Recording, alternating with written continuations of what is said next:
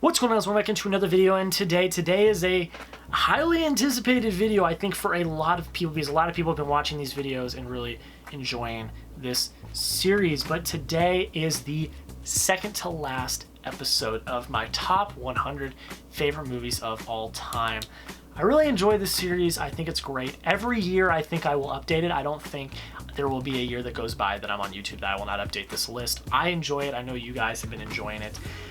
And this is it. We're to 20 through 11. So we're right there. We're almost to the top 10. We're almost to my brand new top 10 favorite movies of all time. But if you guys are new, first off, thank you so much for clicking on the video, taking the time to check out the content. If you enjoy, make sure you drop a like, comment, subscribe if you want to see more. Basically, if you're new, this is kind of how it works. So first off, I will catch you up from the episode before. I will tell you the movies that were in the last episode. So in this episode, it will be 30 through 21. Then I will go into the ranking. I will do this episode 20 through 11 of my favorite movies of all time. Not the best movies of all time, my favorite movies of all time. So it's my list. It's not the right list.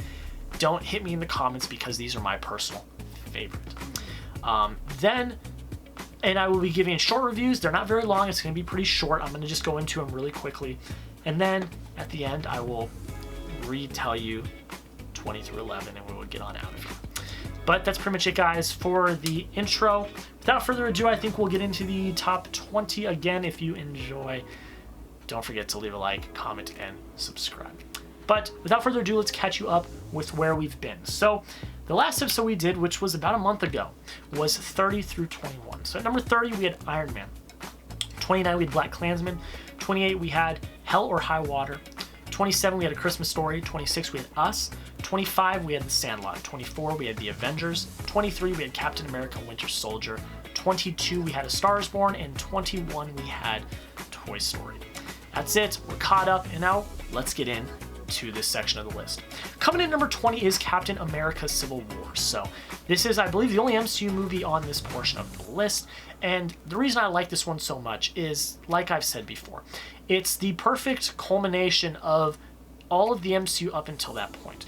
You've had a lot of chaos and destruction happen from previous movies, and for the first time, the Avengers are really held in check. And I really enjoy that. But in the end, this is a Captain America story. It's based around Bucky, and I think it's a great end to his trilogy. It really is. But it also does a great job at teeing up the next coming movies, Infinity War and Endgame. I love the dynamic between Tony and Steve. It's always great. It's always fantastic. I love the villain of Zemo. I think Zemo is a very dynamic villain that a lot of people don't really ever talk about, and he's going to be back in Falcon and Winter Soldier. I'm very much looking forward to that. But overall, it's a great movie. I love it. It's one of my favorite in the MCU, and it comes in number 20 on my list. Coming in at number 19 is Star Wars: The Empire Strikes Back. This is my favorite Star Wars movie. This is most people, not most people, but a lot of people's favorite Star Wars movie. And overall, since I was a kid, this was the movie I was drawn to. I love all the stuff on the planet of Hoth, especially the snow speeders and the AT-ATs. I love all that. I love the revelation of Darth Vader being Luke's father. The first big lightsaber fight between Luke and Darth Vader is all great. The story is fantastic. It's a big nostalgia trip for me because I remember watching it as a kid. It's a fantastic movie. It's an instant classic, and it comes at number 19 on my list. Coming in number 18 is Spider-Man Into the Spider-Verse. Now, this is not only on number 18 on my all-time list, but it's also my favorite Spider-Man movie of all 8. You guys go check out my ranking of the Spider-Man movies about a few weeks ago. This movie does a great job at showing the emotion and heartfelt just story in an animated story. It's like a real-world, real-life story that's in this animation that's done great. The animation, I've got to say, is brilliant. It's excellent. I love the animation style. I think the story of Miles Morales is very interesting. It's very compelling, and I really enjoyed it. I like the dynamic between all of the different Spider-Men and women. I thought that was awesome. And I liked Kingpin as a villain. he was great. You understood his motivations. Even though he was doing evil stuff, you understood his motivation. And overall, it's just a fun, good time watching a movie. It is. It's great. It's like you're reading a comic book. Truly like you're reading a comic book, but you're watching a movie. I really enjoy that one. It comes at number 18 on my list. Coming in at number 17 is Unicorn Store. A lot of people either don't like this one or have never heard of it. Or some people love it, like myself. It is a Netflix movie. It was the directorial debut of Brie Larson. It came out this year. And I don't know what it is about this movie, but I absolutely loved it. A lot of it has to do with, I think, the message of the story for me.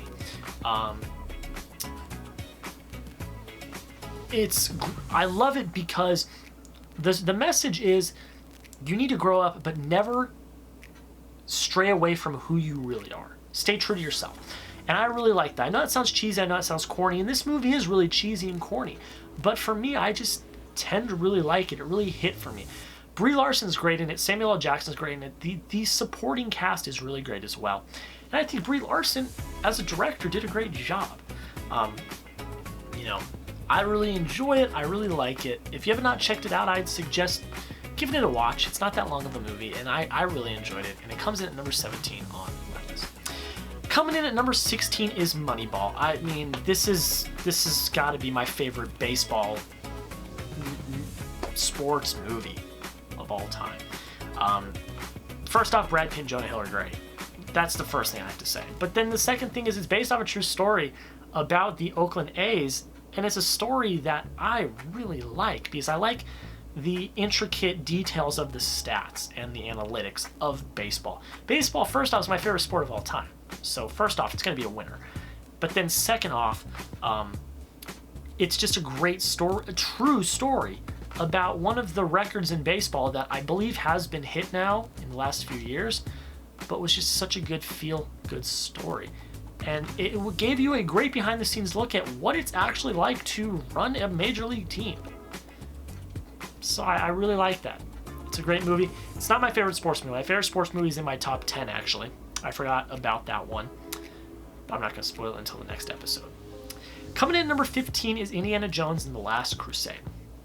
I have Raiders of the Lost Ark higher up on my list. I tend to just like this one more.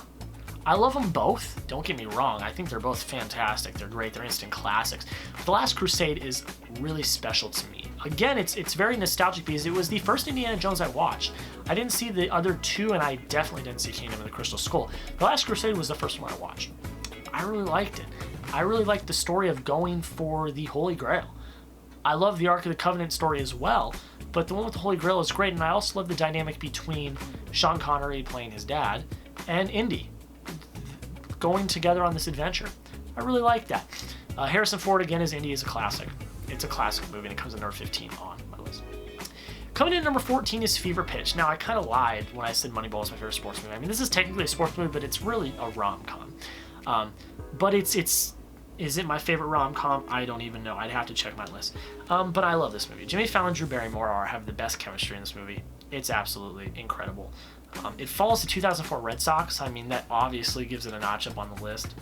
But it's just a great story centered around the Red Sox and a great love story. And, I gotta watch it with my girlfriend. We haven't watched it yet. We're going to. It's my favorite rom-com of all time, and it comes in number 14 on my list. Coming in number 13 is Monsters, Inc. I tend to debate what my favorite Pixar movie is, but it's gotta be Monsters, Inc. This one is up higher because it hits the nostalgia hard. I remember when I was a little kid, every time it would rain, thunder, lightning, I used to be deathly afraid of storms. I used to hate them. Now I love them, but I used to hate them. And every time that would happen, I would go upstairs with my mom, and we'd watch Monsters, Inc. Every time. And I live in Arizona, where during monsoon season in the summer, it's every night. So I wouldn't say I watched Monsters, Inc. every night, but I watched it a lot. I just love the story. The story is so heartfelt. It's so compassionate, so caring. I still watch this movie and just love it so much. The voice acting is great. The story is great.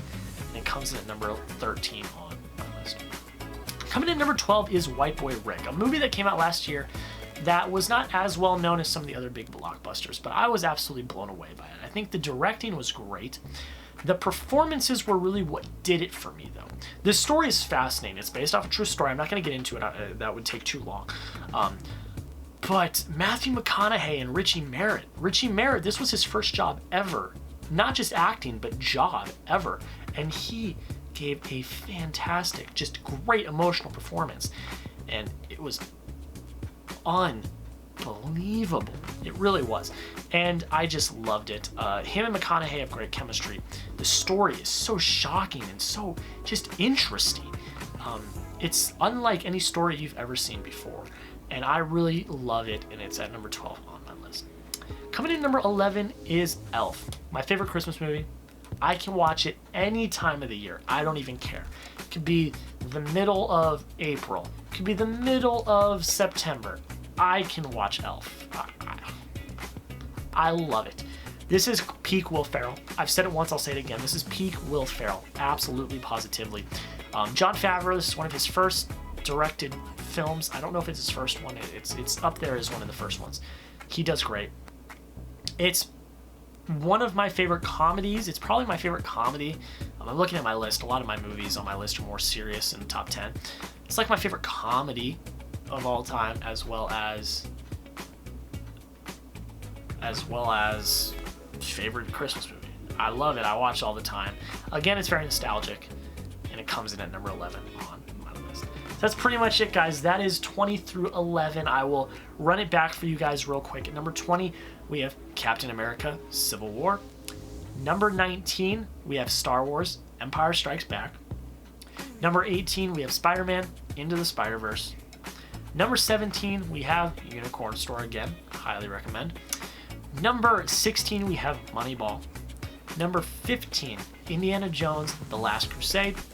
14, Fever Pitch. 13, Monsters, Inc. 12, White Boy Rick. And 11, Elf. That's pretty much it, guys. Let me know down in the comments below, what did you think of this section of the list? What would you change? Where would you move things in your ranking?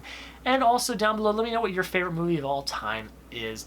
But that's pretty much it, guys. Thank you all so much for watching. It means the absolute world. Don't forget again to like, comment, and subscribe. That's it, guys. Have a great rest of your day. We'll see you in the next video.